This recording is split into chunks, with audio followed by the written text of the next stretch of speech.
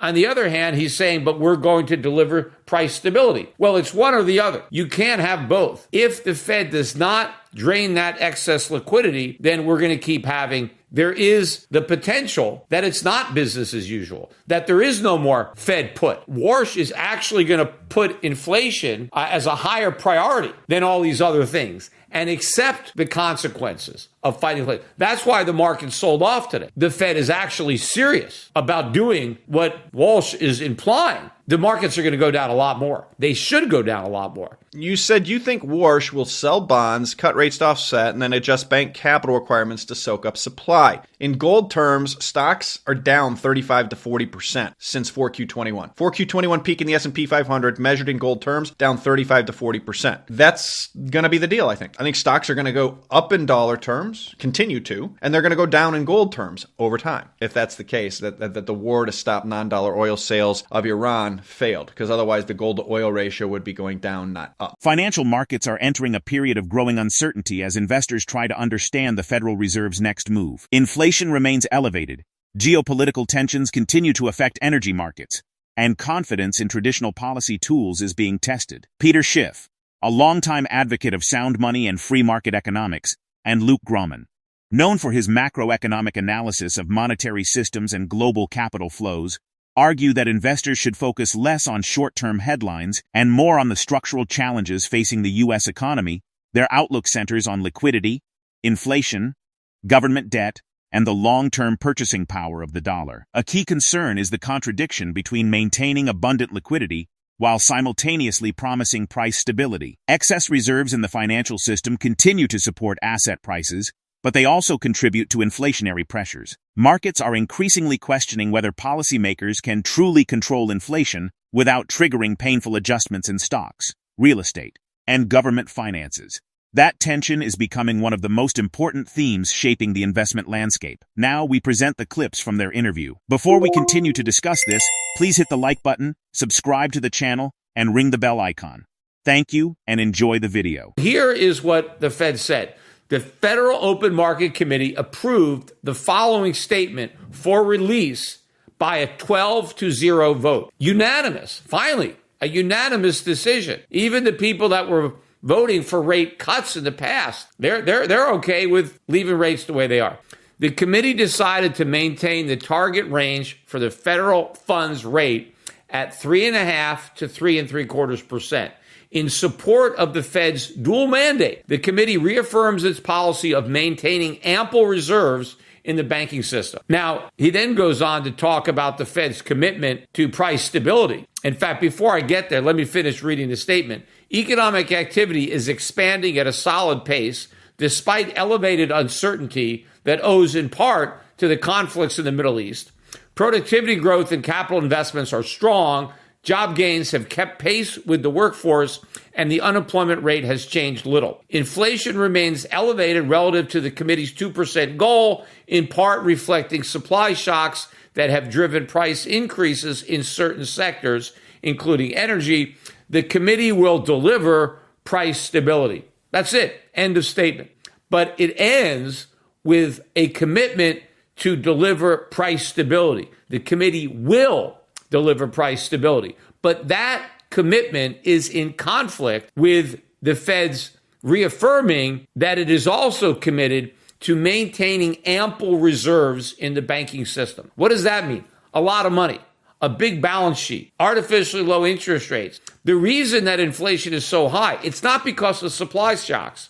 It's not because of the war. It's because of those ample reserves in the system. The ample reserves are the inflation. It's the liquidity that the Fed injected into the system. So on the one hand, he's promising not to withdraw that liquidity, but to maintain it. On the other hand, he's saying, but we're going to deliver price stability. Well, it's one or the other. You can't have both.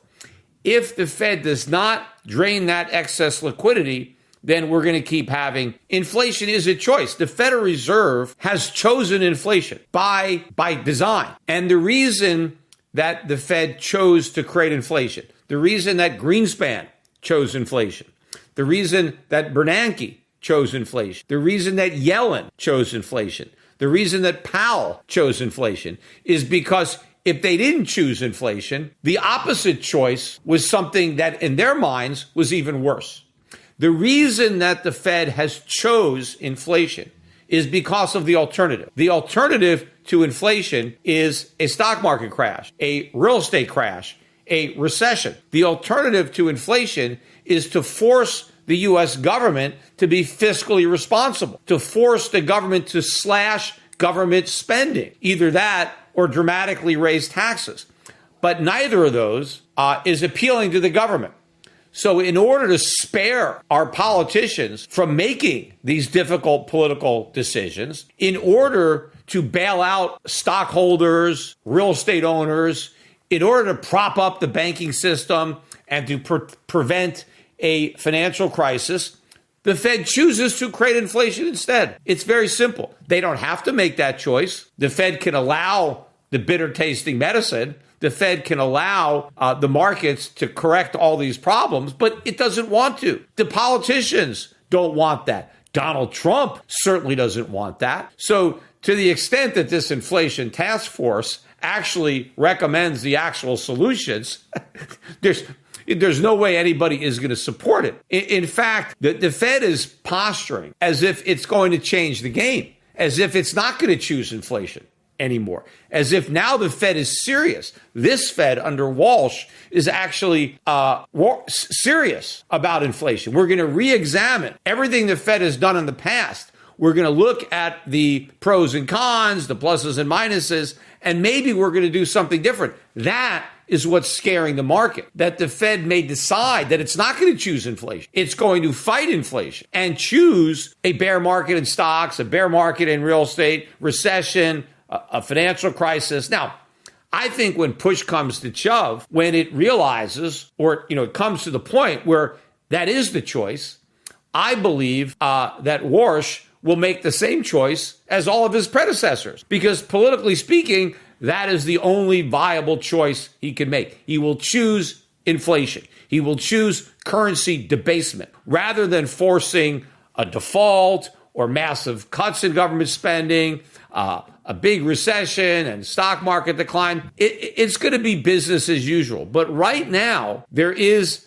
the potential that it's not business as usual, that there is no more Fed put, that Walsh is actually going to put inflation as a higher priority than all these other things and accept the consequences of fighting inflation. That's why the market sold off today. That's why the Dow sold off. That's probably, crypto sells off for whatever reason, but everything sold off. Gold too was down. Gold was down about $70 on the day. At the low I saw was down about $110. But about a half hour before the FOMC statement, gold was up $45. That was about the high of the day, but it was positive all day until the Fed came out even more hawkish than the markets had anticipated. And stocks sold off, the NASDAQ sold off, the Dow, everything was down. But if the Fed is actually serious about doing what Walsh is implying, the markets are going to go down a lot more. They should go down a lot more, because the only way to restore price stability is much higher interest rates. 50 basis points aren't going to cut it. The Fed is going to have to get medieval when it comes to rate hikes. And that's something that hasn't been discussed at all. But if you want a safe haven, if you want a hedge against inflation, buy gold, buy silver. Gold and silver were down today in reaction to a more hawkish Fed, which has been the knee-jerk reaction. Gold's around 4,250 and silver is around $68, 67.80, down over $2 today. You want to buy this. The markets still don't get it. It's all talk. Right?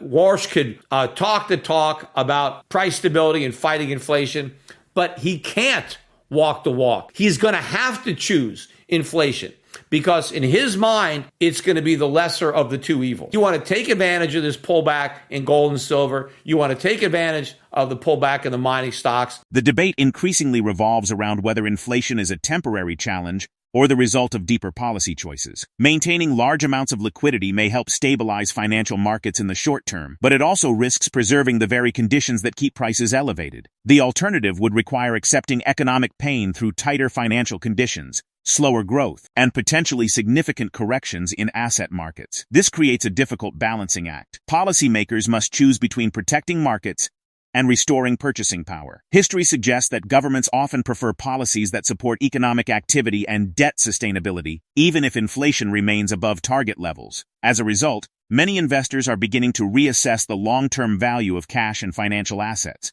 Precious metals, energy-related assets, and other hard assets continue attracting attention as potential beneficiaries of a world where inflation pressures remain persistent. Now, let's get back to the interview. Balance sheet. I think you gave a short explanation in the last video I watched of why this won't work, but it might be good to kind of expand on that.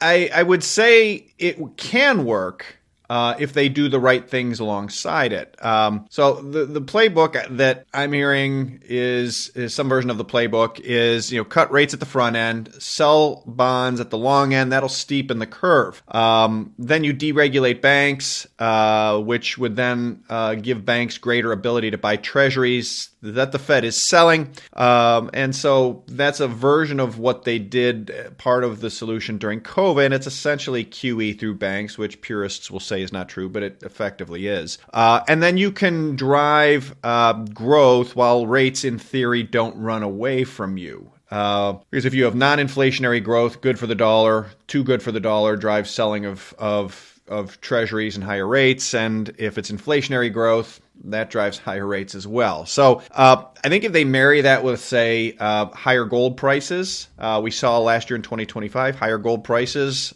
kept the cap on the dollar, kept the cap on 10-year treasury yields, both of which are things they're trying to do. And then if you invest wisely, it can all work. There's a lot of wood to chop between here and there. So that's the plan, I think. You think Warsh will sell bonds, cut rates to offset, and then adjust bank capital requirements to soak up supply.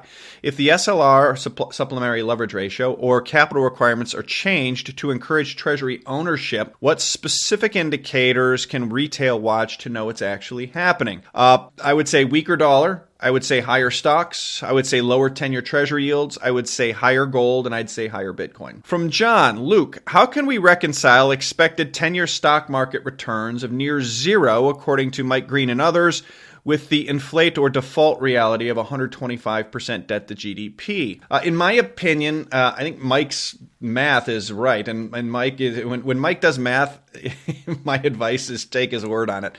That dude is smart and thorough. In my opinion, the difference will be the real. In other words, in gold terms, stocks are down 35 to 40% since 4Q21. 4Q21 peak in the S&P 500 measured in gold terms, down 35 to 40%. In dollar terms, since the 4Q21 peak in stocks are up 59%. S&P 500. That's going to be the deal, I think. I think stocks are going to go up in dollar terms, continue to, and they're going to go down in gold terms over time. Jim Bianco, who says it's been a Strait of Hormuz war for a while now, and also noting the news today that France and other European powers are eager to send ships and minesweepers to quote-unquote open the strait. Could the conflict finally be over? Will the oil finally flow freely?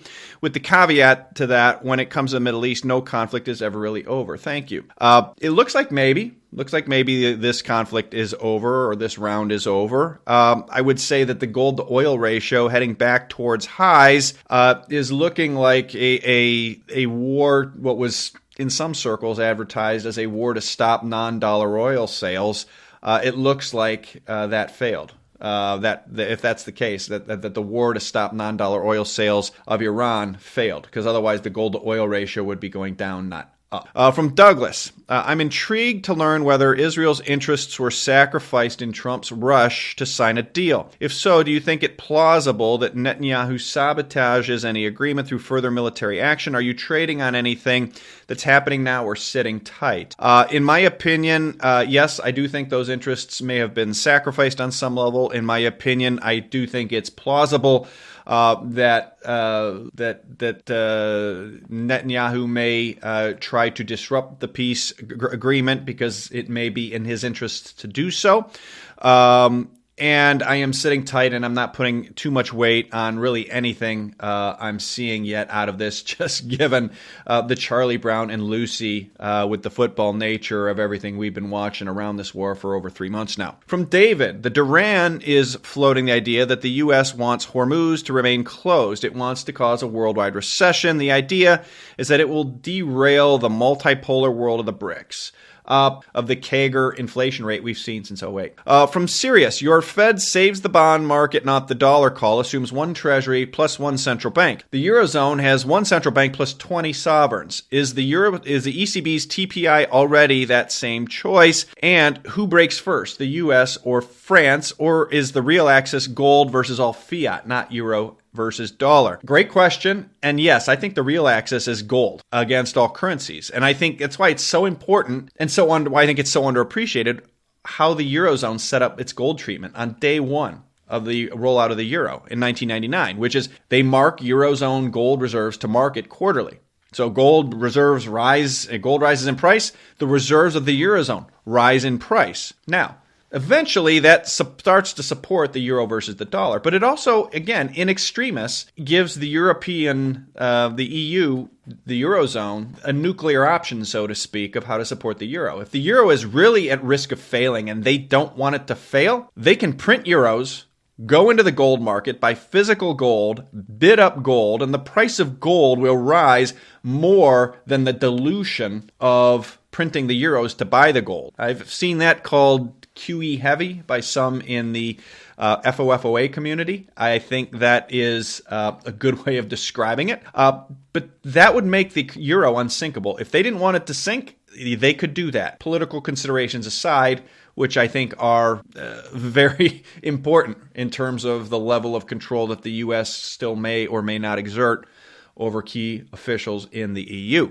Another important theme is the changing relationship between financial assets and real assets.